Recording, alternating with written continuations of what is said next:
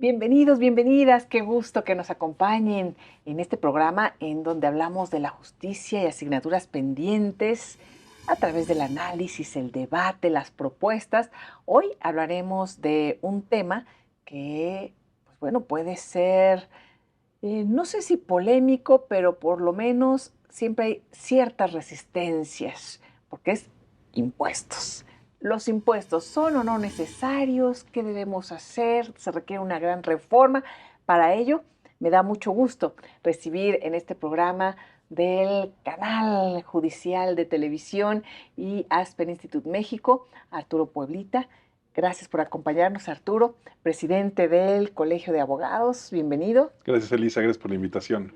También se encuentra con nosotros Luis Carballo. Luis es miembro de Aspen Institute y además de Jauregui del Valle, del despacho. Sí, Gracias por estar con gracias nosotros. a Qué ustedes. gusto. Muchas gracias. Sí, hablar de impuestos, el título van a decir, híjole, no me gusta pagar, o sí me gusta pagar, o estoy de acuerdo, pero pues si no existieran los impuestos, si no pagáramos nuestros impuestos, ¿qué pasaría, Arturo? Claro, bueno, pues es un tema que además es muy importante entender que el pago, y podemos diferenciar tres diferentes palabras. Ujú, Podemos hablar de impuestos, podemos hablar de contribuciones, ujú, podemos hablar de tributos. En los diferentes momentos históricos han utilizado indistintamente estas palabras como si fueran lo mismo. Hoy en día en nuestra Constitución se habla de contribuciones, cosa que ujú, además es un concepto mucho más moderno y que tiene un sustento mucho más claro, pero nuestras leyes nos establecen y nos hablan de impuestos, el ujú. impuesto a la renta, el impuesto al valor agregado. Entonces, pues son indispensables el pago de estas contribuciones y debemos de partir de la base y debemos de regresar a esa idea que estos pagos que hacemos los particulares, que hacemos todas las personas que trabajan en los poderes públicos, que trabajan en las empresas, que son comerciantes, las personas que pagamos estas contribuciones, estamos aportando parte de lo que nosotros generamos, parte de lo que nosotros tenemos para satisfacer las necesidades colectivas. Y se dice que que los impuestos son el precio que pagamos por vivir en sociedad. Ujú, Y es muy cierto, y son ujú. indispensables cubrir todas estas contribuciones que nosotros tenemos establecidas para poder gozar de un Estado sano, poder gozar de servicios públicos, poder contar con tribunales, poder contar con un órgano legislativo que esté organizando y creando normas que van a sustentar nuestras actividades, que podamos tener servicios de salud, que podamos tener servicios de policía, que podamos tener servicios de alumbrado, de calles, Educación. educación, mercado, es decir, se necesita estos recursos públicos que aportamos todas las personas que vivimos en un estado para poder sufragar todos estos gastos. Ujú. Lo que tenemos que encontrar ahora es una equivalencia o una nivelación entre ese sacrificio que hacemos los contribuyentes y lo que recibimos Mm. por parte del gobierno. Y en ese equilibrio, ¿cómo nos encontramos, Luis? Pues nos encontramos en la convicción de que forman parte de un sistema Ujú, y que en contrastándolo a profundidad, pues las acciones tanto en la parte de contribuciones como en la parte de el gasto y su destino final, en las dos se ve la necesidad de una distribución y una distribución en la que participen todos los que en materia de contribuciones tenemos capacidad de contribuir, una distribución de cargas frente a la distribución de beneficios. ujú. Y en esa distribución de beneficios es donde actualmente la sociedad está más atenta y está eh, preocupada porque sea realmente satisfactorio el resultado. Yo recuerdo desde hace muchos años que se habla de esta cobija, en donde, pues, si jalamos un poquito la cobija de los impuestos hacia un lado, descobijamos otro. ¿Alcanza la cobija que tiene México para poder distribuir todos estos recursos? de una forma óptima? Sí, mira, lo que pasa es que este tema de la cobija es algo que se da en esta negociación del paquete presupuestario, Sí. tener el presupuesto de egresos, y la cobija propiamente son los ingresos autorizados cada año en la ley de ingresos. Ujú. La ley de ingresos es un documento que, según la Constitución, nos va a establecer cuáles son las fuentes de ingresos que va a obtener el Estado, de dónde se van a obtener. Hay una serie de aproximaciones que te dicen cómo se debe calcular lo que se pretende obtener de cada una de estas, y esa es la cobija que se va a poner encima del presupuesto de egresos y que ahí vamos a saber en qué se gasta. Ujú. Y es muy común escuchar en los últimos años decir, bueno, es que nos han aumentado los impuestos, es que hemos seguido una política económica en materia impositiva en donde no hay nuevos impuestos, Ajá. nos han incrementado los impuestos. Pero eso es hasta cierto punto una falacia, porque efectivamente no hay más impuestos y no se han incrementado las tasas, por lo menos en los últimos 9 años. Pero lo que ha estado sucediendo es que a través de ir limitando ciertas deducciones a los contribuyentes, Mm. y te estoy hablando no nada más de las empresas, el haber establecido en el 2014 una limitación en la deducibilidad de gastos como son los gastos médicos y hospitalarios que Mm. tienen que realizar todas las personas, ahí estamos hablando que sí, efectivamente no se han incrementado las tasas, pero sí se han incrementado Mm. las bases del impuesto. Y en ese sentido, entramos en un discurso político, por un lado, que te dice, oye, nosotros estamos comprometidos en no afectar a los que menos tienen, Mm. pero la realidad es que por el otro lado hay medidas claras y fehacientes que sí limitan esos derechos que tienen los contribuyentes. ¿Qué es lo que sucede entonces con esta cobija? Pues la siguen Mm. estirando y tenemos un verdadero problema. Tenemos el abandono casi nacional de una fuente de ingresos muy importante, que es el impuesto predial, que en los términos del artículo 115 de la Constitución le corresponde a los municipios Ujú. cobrarlo, pero la realidad de las cosas es que de los municipios que tenemos en el país, realmente la gran mayoría de ellos no tienen la capacidad técnica para salir y cobrar esas Mm. contribuciones, Mm. lo que significa que una de las principales fuentes de ingresos que tenemos tributarios en el país están prácticamente en el abandono. ¿Y por qué esta complicación para los municipios? Que creo que ha sido también parte del debate esencial sobre el tema de fiscal en general, en donde estados y municipios se quejan de lo que hace la federación. ¿Por qué la complejidad de cobro de este impuesto, por ejemplo? En específico del impuesto predial, eh, yo lo vincularía también con los demás impuestos o contribuciones Ujú. que están relacionadas con lo que la Constitución llama la propiedad inmobiliaria, Ujú. en donde aparece también el impuesto de adquisición de bienes inmuebles y algunas contribuciones de carácter urbano, que son muy importantes para el desarrollo urbano de las comunidades Ujú. y de los estados de la República. En la complejidad que esto conlleva, pues es más bien eh, cercano a la posición de los gobernantes en los dos escalones de gobierno de que estamos hablando, tanto municipales como estatales, en donde tienen que también considerar la, que si se incrementan las tasas, se Mm. incrementa el gravamen, pues también van a tener alguna posible repercusión social.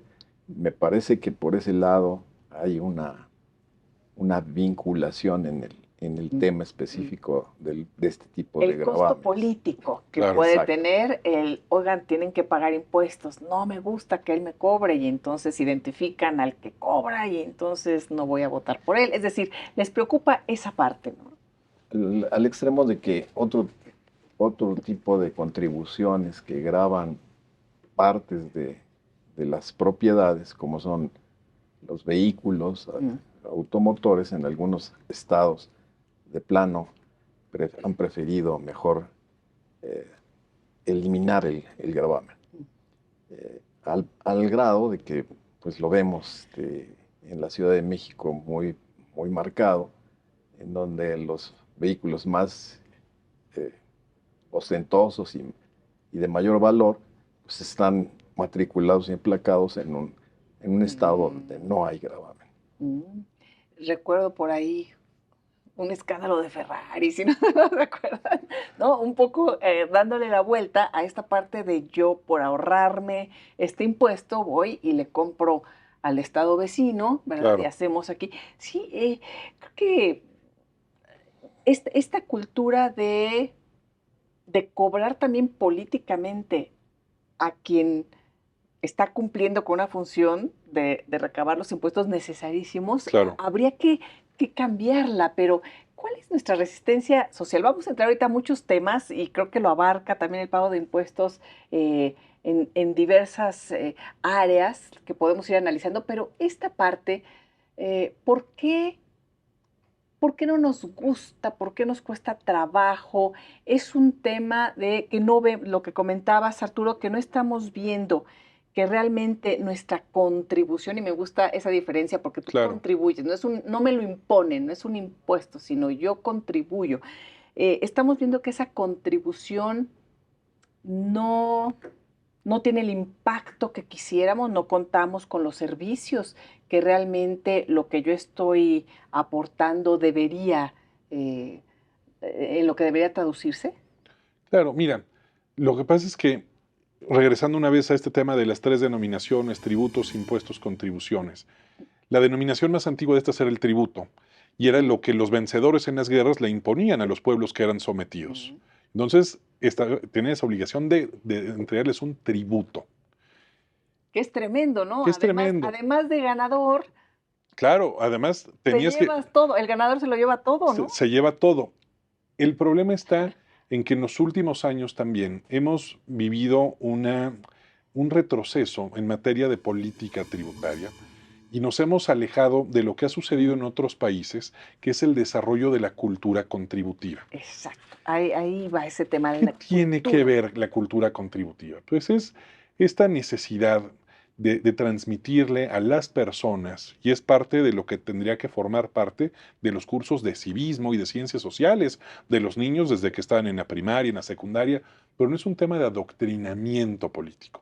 Es un tema de dar a entender que para que las cosas funcionen necesitan hacerse estos sacrificios y que estos sacrificios son parte de una contribución y que la idea que debiera sustentar esta contribución es que somos los propios mexicanos, a través de nuestros representantes en el Congreso de la Unión, quienes establecemos las fórmulas para el pago de estas contribuciones. El problema está en que esto se ha venido alejando de esa dinámica y de esa forma de dar a entender cómo se van a establecer las contribuciones. ¿Por qué? Porque simple y sencillamente lo que se ha convertido esto es que las autoridades hacendarias diseñan un programa, un proyecto, llegan a un número, que es esta famosa cobija de la que tú me hablabas, Sí. establecen cuáles son las medidas que necesitan de la cobija y van a tener que cubrirla y van a tener que llenarla a costa de lo que sea y van a tener que cumplir con ello. Entonces, ¿por qué no le gusta a la gente este tema de contribuir? Porque por el otro lado vienen estos temas populares de decir, es que yo no quiero pagar impuestos porque yo veo que los políticos se enriquecen. Y entonces con mi dinero estoy haciendo ricos a políticos corruptos. Y entonces ahí viene un tema. Mm. ¿Eso cómo se tiene que combatir? Con un tema de cultura contributiva y de combate a la corrupción. Ujú. Si no se ve de manera eficaz un combate a la corrupción, eso es un desincentivo a la recaudación tributaria. Por el otro lado, tenemos un problema en México con la economía informal. No Mm. puede ser que tengamos más de la población económicamente activa viviendo en economía informal. Porque eso de vivir en economía informal significa que ellos no están pagando las contribuciones y que no están contribuyendo a esos gastos públicos y sin embargo en gran medida se terminan beneficiando de ellos. ¿Sabemos más o menos qué porcentaje? Debe oscilar por ahí del 55% Ujú. de la población económicamente activa, la que vive en la economía informal, O sea, más de la mitad. más de la mitad. Y es una tragedia. Y entonces en un país en donde tengo dos opciones, el ir y rentar un local comercial, darme de Sí. alta en Hacienda y empezar a vender tacos, o estar en un puesto en la calle y pagarle mejor a uno de los líderes para que me permitan estar ahí, pues ¿cuál de las dos opciones se lleva? Una en donde voy a tener que cumplir con una serie de obligaciones, en donde voy a tener que ir a darme de alta en Hacienda, tengo que presentar declaraciones, tengo que contratar un contador, o otra donde lo que estoy haciendo es que pago y al final pago una cuota y se acabaron las cosas. Ese es otro de los grandes desincentivos Mm. para el pago de contribuciones en el país, y eso también tiene que ver con una política en donde se ha privilegiado la captación de votos por encima de Exacto. tener una política fiscal bien clara. Fíjense, estábamos hablando cómo va cruzando todo el tema político. No quieren cobrar el impuesto predial en lo local porque Es políticamente impopular. es impopular cobrar impuestos. Pero hay que hacerlo. Por otra parte, escuchamos un discurso a nivel federal de no hemos aumentado los impuestos, pero Arturo, nos acabas de dar ejemplos clarísimos de decir, no, o sea, sí empiezan a recaudar más, sí hay un costo que debe de cubrir el trabajador, eh, tal vez no directamente, pero si tú no puedes hacer deducibles ciertas cosas, acabas pagando más. Claro. Entonces sí ha habido en ese sentido un aumento, pero políticamente dicen no hay, no hay aumentos. Y por el otro lado, ya se combatió la corrupción, ¿no? Y la gente dice, realmente se ha combatido la corrupción y puede ser entonces un incentivo para que yo aporte mi dinero y no lo vea, por ejemplo, en espectaculares ilegales Claro. o en usos que a mí no me parece, de decir, a lo mejor algunas obras que son muy vistosas políticamente, pero hay otras necesidades sociales que se están descobijando, ¿no? Entonces va cruzando todo este tema, lo político, y ¿qué vamos a hacer con nuestros políticos? Luis. Pues ese es un, una- un segmento, digamos, del análisis.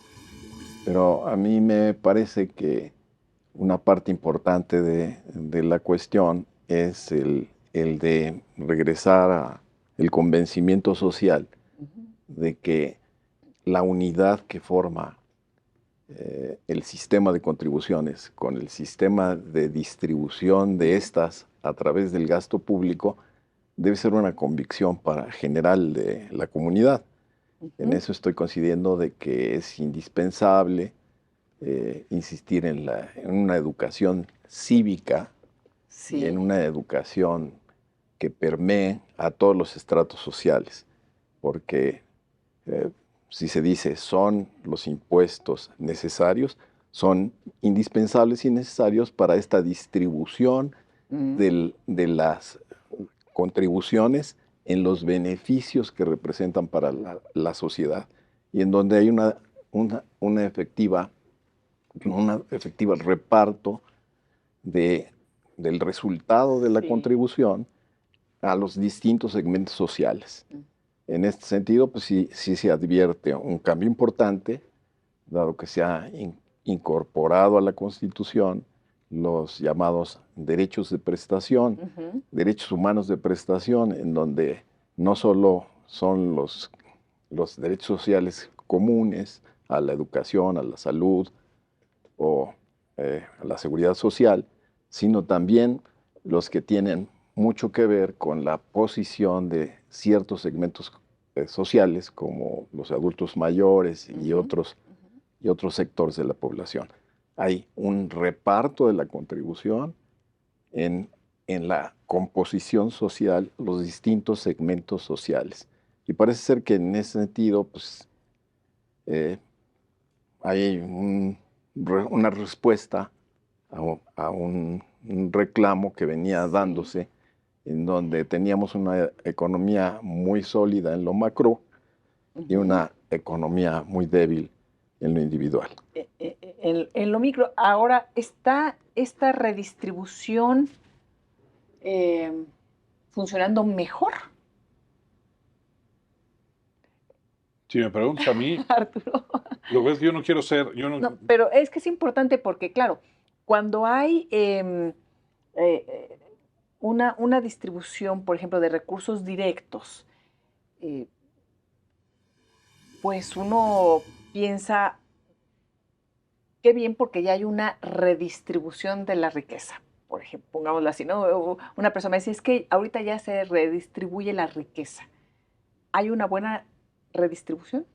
Es que voy a sonar muy radical, pero sinceramente para mí no lo es. Y para mí las contribuciones no son una forma, y el gasto público no son una forma de redistribución de la riqueza, sino es una forma de sufragar gastos indispensables. La asignación de pagos en ciertos programas sociales tienen como finalidad mitigar el hambre y mitigar las carencias más esenciales, pero de ninguna forma redistribuyen riqueza.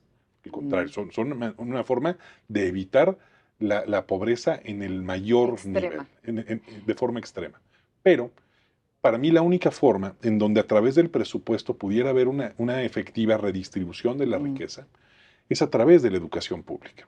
Es a través de contar con verdaderos programas muy bien estructurados, muy bien solventados, de temas de instrucción en educación básica, media, superior, en donde tengamos programas de tecnología, en donde se puedan crear centros de capacitación, de talleres escuela, en donde realmente se puedan dar herramientas para que las personas que lo necesitan puedan estar en condiciones de competitividad y puedan incorporarse a los mercados laborales y de esa manera también tener un país competitivo con mano de obra calificada, y no me refiero nada más mano de obra para las fábricas, no, en la prestación de servicios profesionales, en prestación de servicios médicos, es decir, a través de una educación es como podemos encontrar mecanismos de superación.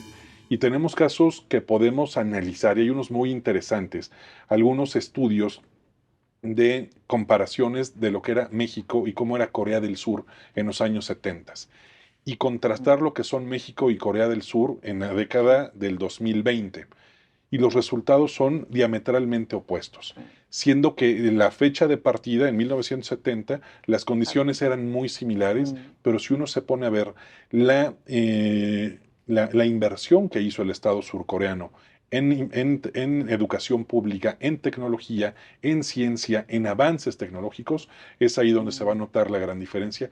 Y creo que hemos estado perdiendo el tiempo en programas sociales, que no es que los critique del todo, hay que satisfacer necesidades las más esenciales de las personas, pero no puede ser una constante y no puede ser de forma permanente.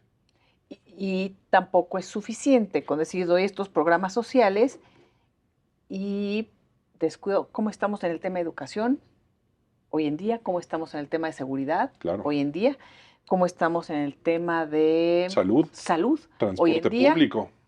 Bueno, dejamos esas preguntas para regresando del corte, sencillitas. Una pausa y volvemos.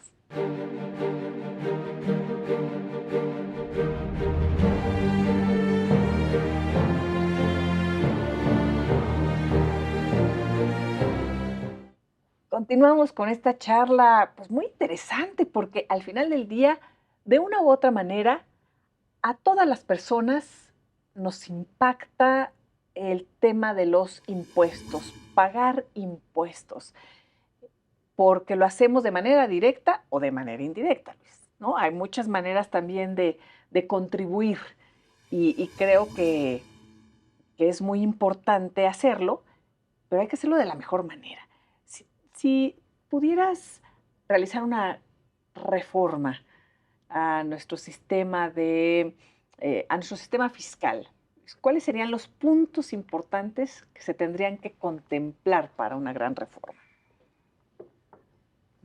¿Por dónde empezar, no? Hay que Exacto. pensar más bien en Sí. por dónde empezar, Sí. porque me parece que el sistema como está, pues tiene muchas deficiencias, ¿no? Y muchas relaciones con nuestros cuerpos normativos que tienen relación y mucha influencia en el sistema propiamente fiscal. Allí pienso yo que tendrían que considerarse de manera pues casi simultánea.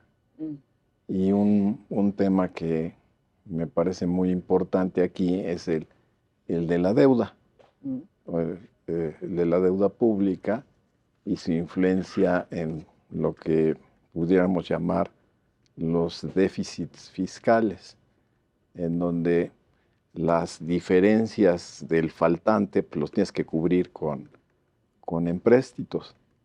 Y los empréstitos están limitados en su estructura sustantiva, siempre se han visto como complementarios, y por el otro lado, en la Constitución están señalados solo para tales y cuales fines, ¿no?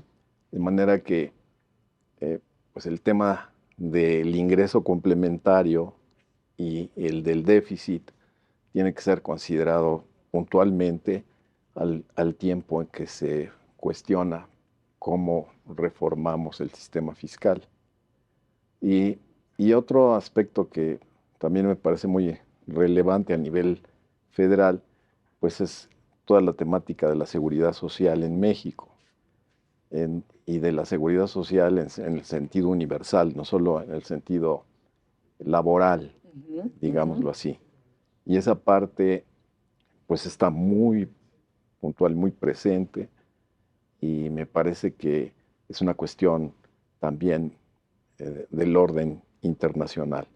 Es decir, los sistemas de seguridad social tienen que ser conformados en forma muy congruente con el sistema fiscal. Esos dos aspectos me parecen que tendrían que ser simultáneamente examinados al tiempo que se hace una modificación o reforma al sistema de contribuciones y al sistema de gasto público. Y por último, pues, la economía ilegal. En relación con lo que podríamos llamar economía ilegal, poco conoce el ciudadano común y el ciudadano que no está dentro de la economía ilegal y el ciudadano que contribuye. De manera que esa parte también me parece que tendría que ser examinada, y como esa economía ilegal está muy globalizada, por ponerle unas comillas a eso, pues no sé, venía oyendo en el radio hace un momento de cómo se contemplan las ligas entre las bandas criminales mexicanas con las colombianas y con las norteamericanas, porque en Norteamérica ni modo que el destino final de todo este trasiego no culmine en la propia economía ilegal del destinatario final, o los destinatarios, porque también en Europa también se está dando esta situación. De manera que el ciudadano común, el contribuyente común, pues necesitamos saber, bueno, qué está pasando con eso. Yo creo que tendríamos que partir de ahí, ¿verdad, Luis? Comentabas y decías, ¿por dónde empezar?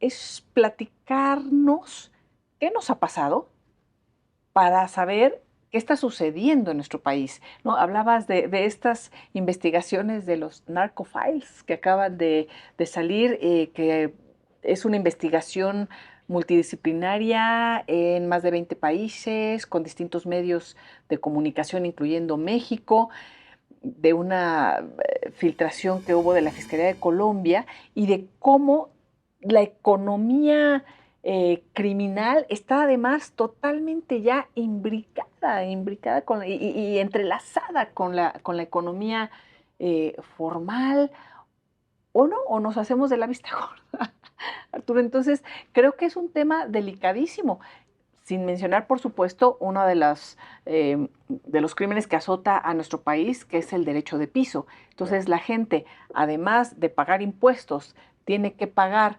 la extorsión a los criminales. Es un tipo de impuesto ilegal. Pues el impuesto criminal, ¿no?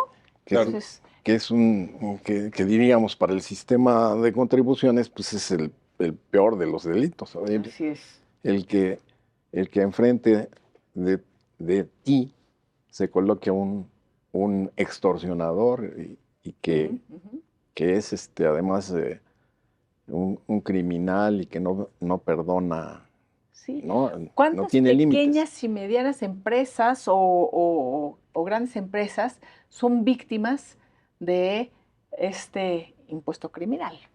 Mira, yo no tengo cifras al respecto, sin embargo, es algo que se escucha y es una de las grandes preocupaciones en regiones enteras del país que se da este fenómeno, en donde este derecho de piso, sí, es una manera de mitigar o de evitar que de eso vaya a traer consecuencias gravísimas, ¿no? Lo acabamos de ver en un puesto de un restaurante de barbacoa muy famoso Sí, en la carretera Querétaro, ¿no? Es evidente sí. el modus operandi de lo que está sucediendo. O sea, es algo que nos debe de preocupar a todos y que ahí uno de los temas que para lo cual debieran estar trabajando los impuestos que pagamos los Seguridad, mexicanos es justamente el seguridad. tema de seguridad y en un sistema de seguridad en donde pudiera haber un tema de presentar una denuncia y que se le diera seguimiento y que se le brinde protección a aquellas personas que están siendo extorsionadas. Ujú, Pero aquí ya nos estamos saliendo del tema meramente impositivo ujú. para entrar en un tema delictivo. Y creo que algo de lo que, regresando al tema de lo impositivo y lo que se necesita para una verdadera reforma fiscal, que es indispensable, Ujú. yo ¿Es decía, necesaria ya una es reforma fiscal? indispensable, pero creo que actualmente no existen las condiciones para hacerla, porque para hacer la reforma fiscal que México necesita, se necesita talento, Mm. se necesita conocimiento técnico, se necesita voluntad política y se necesita conocer al país. Es un tema fundamental. Y no están estas condiciones Yo creo que no, dadas. un tema de voluntad política, un año antes de un proceso electoral es Sí, impensable. lo que platicábamos, si no quieren cobrar el impuesto Claro, predial en lo local, por claro. ejemplo, ¿no? Nadie Entonces, quiere. es imposible que se pudiera hacer, pero una reforma fiscal bien pensada y bien estudiada podría ser una bandera política interesante. Y lo podemos ver, digo, yo no soy ni cercano seguidor a Donald Trump, pero él una de sus campañas políticas fue una reforma fiscal. Mm, Y en una reforma fiscal en donde vino una disminución importantísima de la tasa del impuesto sobre la renta, mm, y la realizó y no se cayeron las finanzas públicas. Oye, pero es que tuvo que recurrir a más gasto. Bueno, sí, pero eso fue el primer año. Después la economía empezó a acomodarse y a generar incentivos mm. y a captar inversiones que originalmente se habían estado yendo de Estados Unidos. Y eso puede estar sucediendo en muchos otros países. Países como sucede con Reino Unido, por ejemplo, que tienen una tasa impositiva mucho menor a la que tenemos en México cuando en México, en el año 2000, llega Vicente Fox, un empresario Ujú. que llegaba a romper con una tradición de un partido hegemónico, uno de los temas que se hizo fue una reducción en la tasa del impuesto sobre la renta y no se cayó la economía del país y no se tuvo que recurrir a un mayor endeudamiento. Por eso se necesita el entender que lo que hemos estado haciendo como política fiscal en los últimos años ha sido endurecer y tener una autoridad fiscal que se ha convertido prácticamente en una policía fiscal. El Servicio de Ujú. Administración Tributaria realiza más actividades de policía, incluso de policía política, Uf. porque es una de las herramientas que se echan a andar en aquellos casos en que se tiene que meter presión a un empresario o a un político. Entonces, ¿Gobiernos autócratas? autócratas, y eso no es exclusivo de este gobierno, eso es Mm, algo que viene sucediendo ya desde hace mucho mm, tiempo. ¿Qué es lo que tenemos que hacer entonces? Es entender que la verdadera reforma fiscal que México necesita no tiene que sustentar su recaudación en las persecuciones sino en la recaudación ordinaria, sí. en la que cada día 17 estén llegando los pagos de las retenciones que hacen los patrones a los trabajadores, en el pago del impuesto al valor agregado, en los pagos provisionales de renta, que en la medida en que tengamos una economía suficientemente ágil que permita que esté fluyendo ese tipo de contribuciones y que la fiscalización y que la rudeza de la autoridad fiscal pase a un segundo plano, fortaleciendo la recaudación orgánica de la economía mexicana, pues eso es lo que Mm, necesitamos. Y yo no veo condiciones para hacerlo. Te digo, no veo condiciones ahorita, pero no han habido condiciones para una cosa así desde hace más de 15 mm. años. Y sobre el tema del endeudamiento, lo comentabas ahorita, Arturo, retomaste el tema y Luis, tú decías, es un asunto que debemos de tener en cuenta. Eh, ¿Cuál es la situación de nuestro país en este momento? en ese tema. Particularmente el tema del, este, del déficit, Ujú. El déficit fiscal. la preocupación que a mi modo de ver eh, debe concientizarse y oxigenarse y examinarse, es el de que no entremos a un déficit crónico, porque lo advertimos cuando en el decreto de presupuesto desde el año 2015 se viene sosteniendo que en el presente ejercicio fiscal, dice el decreto, habrá un déficit fiscal de tanto.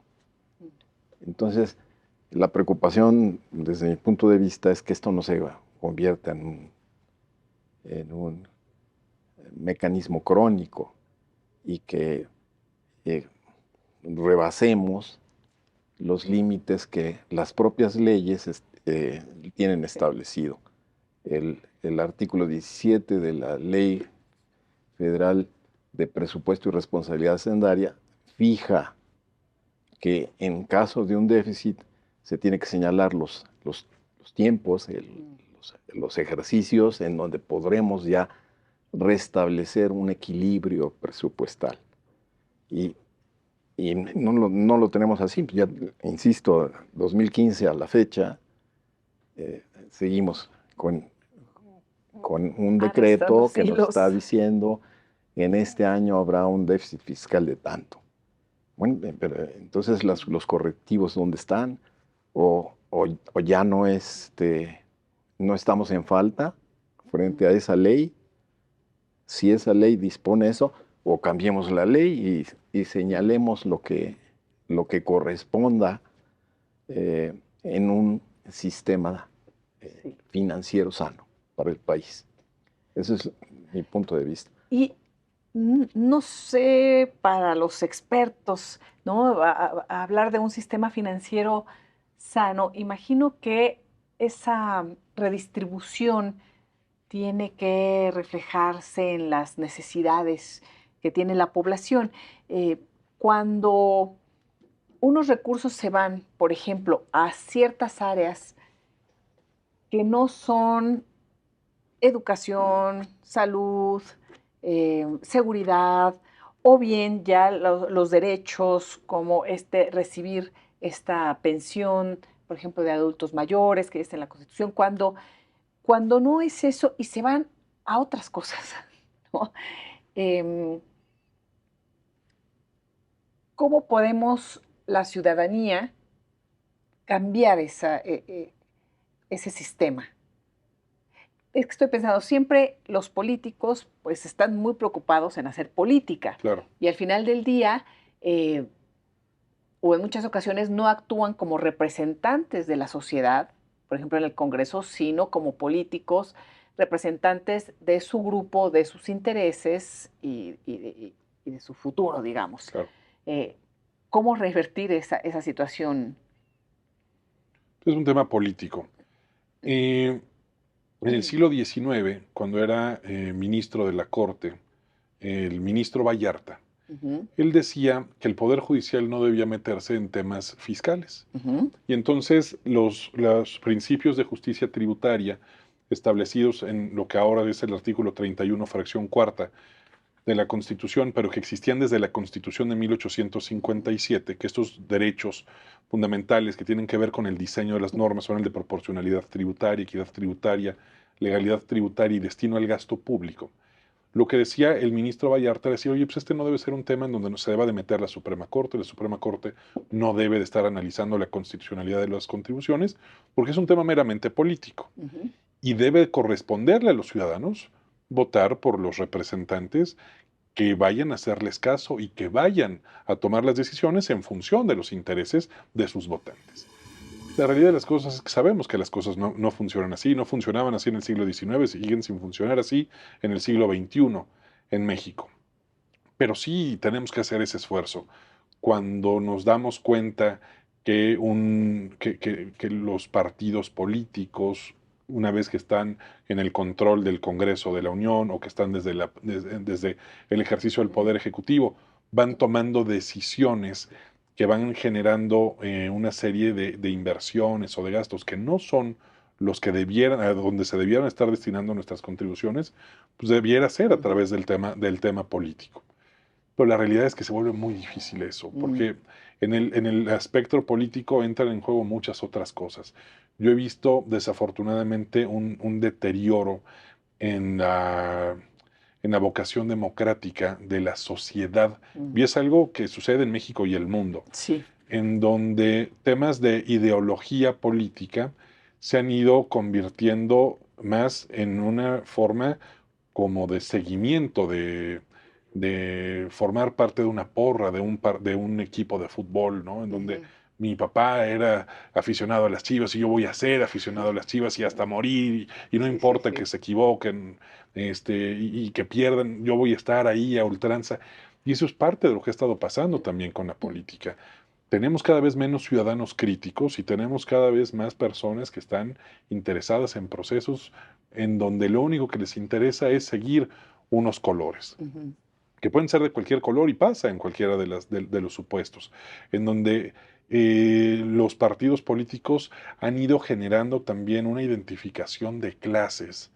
Y eso también está mal. Lo que tiene que haber es un sistema de rendición de cuentas de la política hacia la ciudadanía, pero también un tema muy importante es el de la exigencia de la ciudadanía hacia los políticos. Y creo que es ahí donde estamos fallando, en donde no existe eh, un verdadero sistema de rendición de cuentas en donde Sí. los ciudadanos lo exijamos. No debemos esperar a que nos lo den.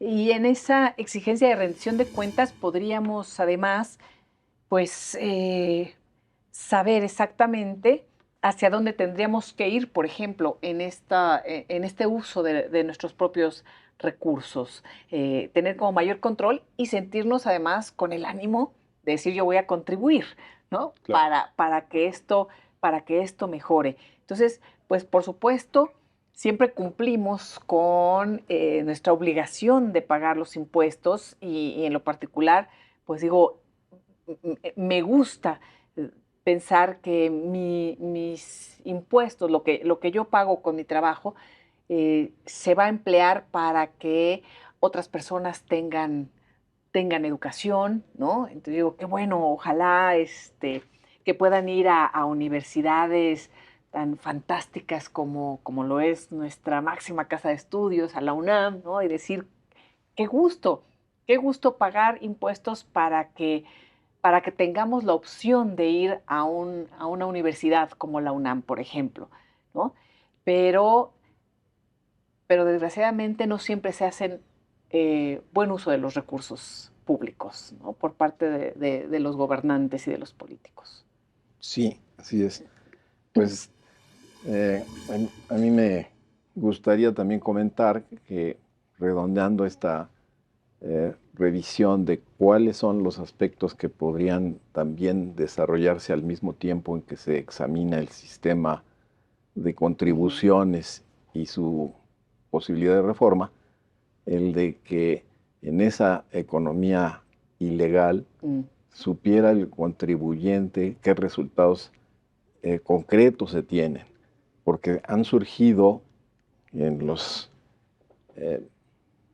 lustros anteriores, han surgido varias instituciones que están ligadas con el sistema de contribuciones y que el contribuyente no sabe qué ocurrió, qué ocurre en los subsectores de prevención e identificación de operaciones con usos de recursos de procedencia ilícita, en donde está la identificación y las medidas de prevención, pero el castigo y la sanción, y los otros que están vinculados cuando se trata de aquellos que no pudieron acreditar el origen de una fortuna, el origen de una propiedad. Entonces también se ha desarrollado un subsistema de la extinción de dominio. Y esto tiene un nexo con los ingresos que el Estado recibe por esas dos vías, por multas, por este tipo de infracciones y por extinción de dominio, por abandono de bienes o por enriquecimiento ilícito. Y todos estos son nuevos lugares o fuentes de ingresos para el Estado, pero que el contribuyente no sabe qué pasó con eso. Sí. Al mismo tiempo que esto ocurre y que no se desarrolla con puntualidad los mecanismos jurídicos para culminar el resultado que quiere la ley, pues también tenemos que pensar en que como contribuyentes ante una reforma, una posible reforma fiscal, los sistemas de defensa y de justicia fiscal funcionen igualmente. Ahí me parece que también tenemos una asignatura pendiente y una asignatura a examinar cuando en los últimos tiempos el contribuyente se ha visto mermado en sus derechos de defensa, en la forma de cómo el sistema de defensas permite tu derecho de prueba. Cuando la jurisprudencia de la Corte te la limita y te dice, si no puedes aportar pruebas ante un tribunal, tienes que aportar previamente las pruebas ante la propia autoridad. Cuando la ley no lo dice así. Ah, ¿no? No lo dice así. Entonces hay que revisar también, junto con una reforma fiscal integral o una reforma fiscal completa, estos otros mecanismos de defensa. Bueno, ¿qué defensa voy a tener frente a un exceso en las reformas fiscales? Sí. Y fortalecer al sistema de justicia por sí mismo como cuerpo, pero también como el mecanismo de protección que como contribuyente tengo. Sí. Se ha restado varias medidas que se tenían y en la propia Constitución se ha insertado el tema de que una excepción a la Declaratoria General de Inconstitucionalidad, esa excepción es en los asuntos fiscales. Sí. Como que no se le ve congruencia cuando el contribuyente ha demostrado que una decisión legislativa es inconstitucional, que no vaya a lograr esa declaratoria que consiste en la expulsión de la norma legislativa contraria a la Constitución. Entonces, todos estos aspectos que vienen correlacionados con el sistema de contribuciones, tenemos que revisarlos. Y se vuelve muy complicado también para los contribuyentes que, pues, lo comentabas, Arturo, que de pronto tienes que aprender a hacer muchas cosas, contratar a expertos para que te apoyen a hacerlo, o hay cambios que se tienen que estar analizando. Entonces, ¿cómo podríamos también simplificar el que podamos contribuir bien y de la mejor manera? Mira, y qué bueno que tocas ese tema, porque además es fundamental. Se ha hablado mucho tiempo de la simplificación administrativa en la recaudación de impuestos. Y esto ha sido visto por las autoridades fiscales como simplificación para ellos, no para el contribuyente. Y la simplificación debe ser para el contribuyente. Y yo te pongo un ejemplo. Hasta el 2013 existía un sistema que se llamaba de pequeños contribuyentes, los famosos repecos. Personas que se dedicaban a operaciones con el público en general, que tenían una pollería, que tenían una tintorería, tenían negocios abiertos al público en general, que tenían una tiendita y que tenían ingresos en aquel entonces inferiores a 2 millones de pesos. Lo que hacían es que no tenían que llevar contabilidad, no tenían que llevar absolutamente ningún otro control más que un libro de los ingresos que se habían realizado, un libro con los gastos que se habían realizado, y al final del mes tenían que ir a la tesorería municipal, la que estuviera más cerca, o de la ayudantía del municipio donde estaban, y presentaban el 2% del total de sus ventas. Y ese era un pago definitivo. Por eso te decía de lo que se necesitaba para una reforma, que se necesitaba conocer el país. En el 2014 desaparece este régimen de pequeños contribuyentes para darle paso al régimen de incorporación fiscal, en donde te decían, oye, es que ahora vamos a tener un sistema en donde en el primer año ya van a tener que ya no queremos un sistema de enanismo fiscal, decían. Entonces queremos ir preparando a los contribuyentes para que se vayan metiendo al mundo del pago de impuestos y que sea Uy, gradual. Entonces tenías a esa misma pollería, esa misma tortillería, ese mismo negocio que tenía que contar con una firma electrónica avanzada, presentar ay, declaraciones por sí. internet, No, realizar no, pagos, no, no. llevar un control de deducciones, de inventarios, retenciones a los trabajadores. Un sistema completo y Imagínate el absolutamente complejo. tiempo, dinero y esfuerzo que se requiere para que esa misma persona pueda contribuir. A lo mejor las personas digo, yo con muchísimo gusto contribuyo. Miren, gano esto, ¿qué porcentaje? ¿No? Claro, Algo sencillo, fácil, pero se vuelve tan complejo o eh, andar pidiendo facturas donde no la quieren entregar y claro. luego ya qué complicado se va volviendo todo esto y me parece que lo acabas de simplificar, ahora sí que simplificar, Arturo, de una manera muy clara de cómo Claro. poder apoyar a las personas a contribuir. Claro, y es que eso es conocer a México, Ujú. porque estoy de acuerdo en que tengamos controles y facturas electrónicas y una serie de controles O sea, con las las grandes empresas y con las empresas medianas y con y las medianas y pequeñas que también, tienen pero con los Un pequeños sistema un comerciantes, sistema. contable. con los pequeños Sí. comerciantes es imposible hacer eso, y eso es lo que genera que siga incrementándose la economía informal. Mm.